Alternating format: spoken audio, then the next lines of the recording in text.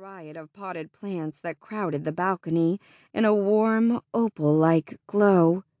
She quickly unlatched the glass doors and stepped out into the gentle warmth of a late October night.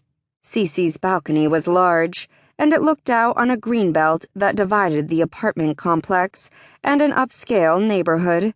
The amazing balcony was the reason she had decided to stretch her budget and afford the rent for the pricey apartment.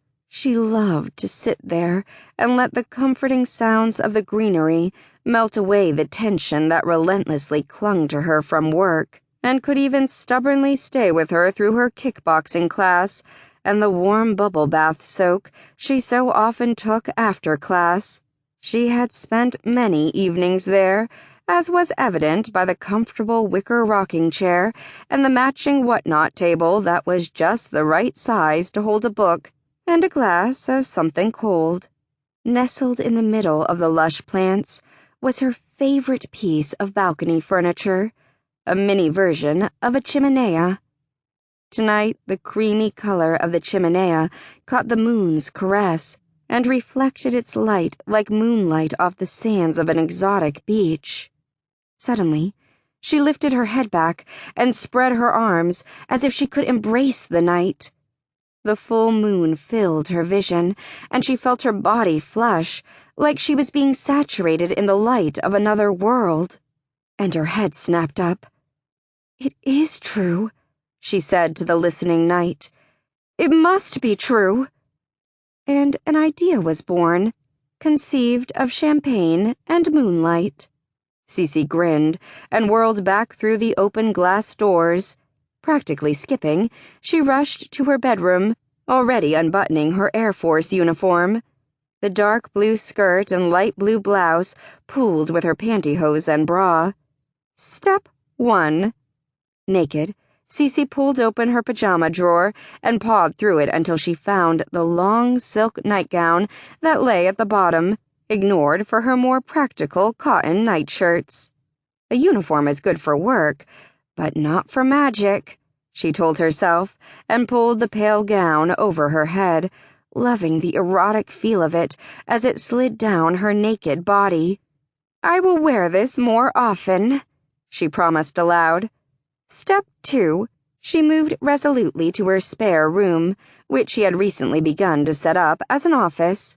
So far, she had only had the time and money to buy a computer desk and chair for her 5-year-old computer. Her books were stacked neatly on the floor, waiting for the bookshelves that she had promised them. She flicked on the overhead light and started searching through the piles of old textbooks, accumulated over the past 7 years, while she haphazardly took college classes, never sure which field she wanted to major in. Cece combed through texts that ranged from anatomy and physiology lab guides to basic business accounting 101. "Here you are!" She pulled out the medium-sized text that had been hidden under an enormous humanities tome. It was entitled, "The Matriarchal Era, Myth and Legend." Cece fondly remembered her semester of women's studies and the witty Professor Teresa Miller, who had made that class one of her all-time favorites. She could still hear Ms. Miller's expressive voice reading aloud words that had been authored in an ancient time when women had been revered and even worshipped. "Where is it?" she mumbled to herself as she scanned the index, her finger lightly going down each row of names, finally stopping near the beginning of the G's. "Gaea!" She sat back on her heels, turned to page 86, and read aloud.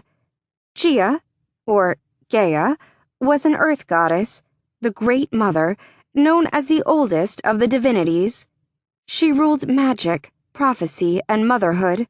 Although Zeus and other male gods took over her shrines during the emergence of the patriarchal insurgents, the gods swore all their oaths in her name, thus ultimately remaining subjected to her law.